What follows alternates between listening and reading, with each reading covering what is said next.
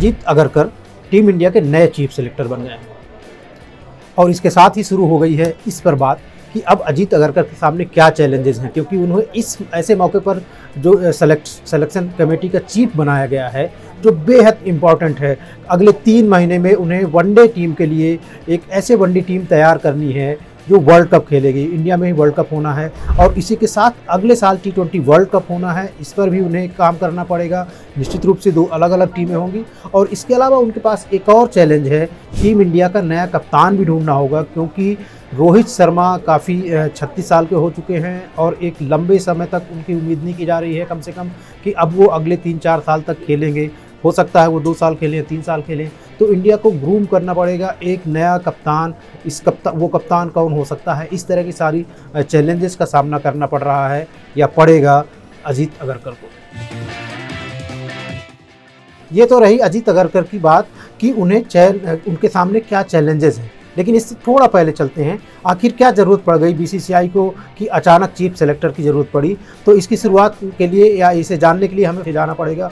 फरवरी में चेतन शर्मा होते थे चीफ सेलेक्टर और जब वो पद से हट गए, कुछ विवाद हुआ, उसके बाद उन्हें पद से हटना पड़ा और उसके बाद जो चयन समिति थी 5 सदस्यीय चयन समिति, उसमें सिर्फ 4 सदस्य ही बचे।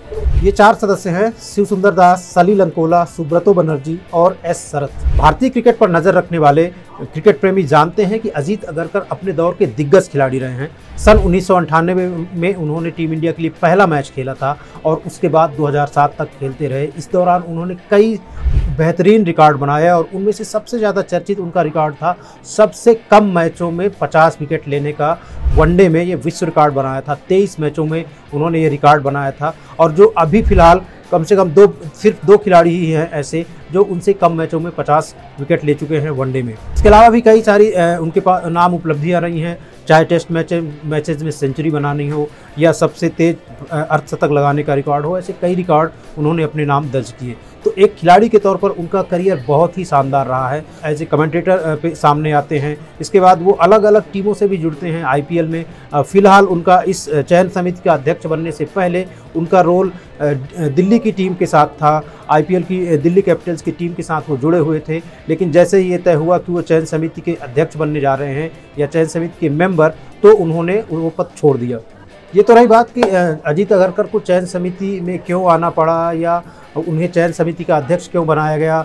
जब आप चयन समिति मेंबर और चयन समिति अध्यक्ष दोनों बोल रहा हूं तो इसके पीछे थोड़ा सा अंतर है जो समझिएगा कि ऐसा क्यों होता है। दरअसल चयन समिति में सिर्फ 5 सदस्य ही होते हैं, लेकिन जो उसका सबसे वरिष्ठ खिलाड़ी होता है, सबसे ज़्यादा एक्सपीरियंस्ड खिलाड़ी होता है, वही उनमें से मुख्य चयनकर्ता होता है। तो वैसे तो 5 सदस्य के पास बराबर राइट्स होते हैं, लेकिन चीफ सेलेक्टर होता है जिसके पास ज़्यादा अनुभव है। अब रही बात कि इनका काम कब से शुरू होगा, तो मैं बता दूं कि जो भारतीय टीम वेस्ट इंडीज़ दौरे पर है उसको वहां T20 मैचेस भी खेलने हैं, लेकिन T20 टीम की घोषणा नहीं हुई है।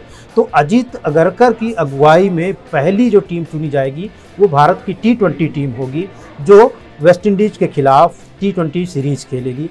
वनडे और टेस्ट सीरीज की टीम चुनी जा चुकी है। वेस्ट इंडीज़ टूर पर जो टीम चुनी जाएगी उसमें हमें अगले वर्ल्ड कप का दृश्य भी दिख सकता है, क्योंकि सिर्फ 1 साल बाद ही T20 वर्ल्ड कप भी होना है। और वही जो मैंने बात शुरुआत में कही कि जब हम चैलेंजेस देखते हैं अजीत अगरकर की अगुवाई वाली चयन समिति के सामने, तो उनके सामने 4 चैलेंजेस मुझे नज़र आते हैं। पहला तो स्मूथ ट्रांजिशन होना चाहिए टीम का, क्योंकि ये टीम जो अभी मौजूदा भारतीय टीम है उसमें बहुत सारे सीनियर खिलाड़ी हैं, 34, 35, 36 साल के कई सारे खिलाड़ी हैं। तो 2-3 साल के बाद वो रिटायर कर सकते हैं और चूँकि जब रिटायर होंगी तो नए खिलाड़ियों को लाना होगा।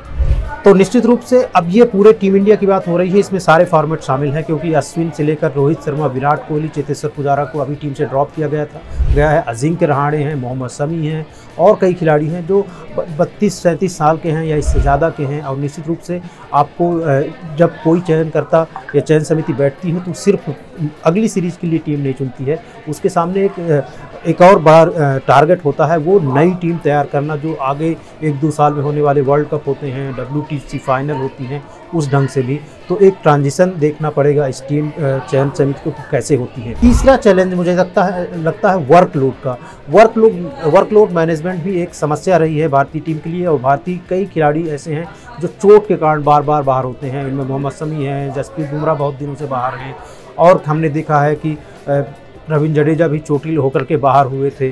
तो बहुत सारे खिलाड़ी हैं जो चोट की वजह से बाहर होते रहते हैं। तो कहीं ना कहीं वर्कलोड मैनेजमेंट भी इस चयन समिति को इस चैलेंज का सामना करना पड़ेगा। और चौथा और आखिरी या सबसे महत्वपूर्ण भी कह सकते हैं कि एक भारतीय कप्तान की तलाश भी इस चयन समिति को करनी पड़ेगी, क्योंकि वही बताया कि जब ट्रांजिशन चल रहा है, रोहित शर्मा 36 साल के हो चुके हैं, तो बहुत ज़्यादा उम्मीद नहीं की जा सकती कि बहुत लंबे अरसे तक वो कप्तान रहेंगे। तो एक भारतीय कप्तान की तलाश करनी पड़ेगी।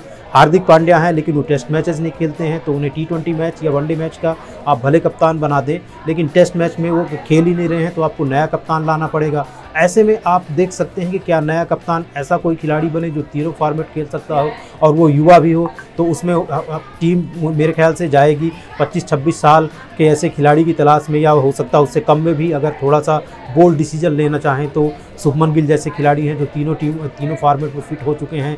रविंद्र जडेजा पर कहीं ट्राई नहीं किया गया है, क्योंकि घरेलू क्रिकेट में उन्होंने कप्तानी नहीं की है, तो उनको एज ए कप्तान देखा नहीं जा रहा है। तो हो सकता है श्रेयस अय्यर अगर टीम में फिट होते हैं, लौटते हैं, तो वो एक चॉइस हो सकते हैं। इस तरह के और भी कुछ खिलाड़ी हैं जिनकी तलाश करनी पड़ेगी और जिनमें से किसी एक को लीडरशिप का मौका देना पड़ेगा। और मुझे लगता है कि अजीत अगर की अगुवाई में चयन समिति के लिए सबसे बड़ा चैलेंज कप्तान चुनना ही होगा। न्यूज़ 18 ओरिजिनल्स के इस वीडियो में फिलहाल इतना ही। मुझे विजय प्रभात को दीजिए इजाज़त। नमस्कार।